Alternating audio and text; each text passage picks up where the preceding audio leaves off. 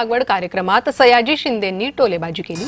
जेवढी मतं मिळाली तेवढी झाडं लावणार या वक्तव्याचा समाचार घेतला। कुठे आहेत ती झाडं? सयाजी शिंदेंनी ओमराजे निंबाळकरांना सवाल विचारला। जेवढी मतं मिळाली तेवढी झाडं लावणार असं वक्तव्य ओमराजे निंबाळकर यांनी केलं होतं।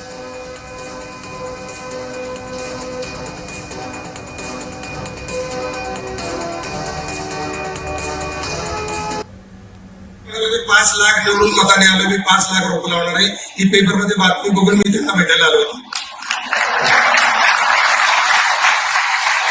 लावली ते म्हणतात एकदा चेक करायला पाहिजे, असं पण विश्वास नाही ठेवला।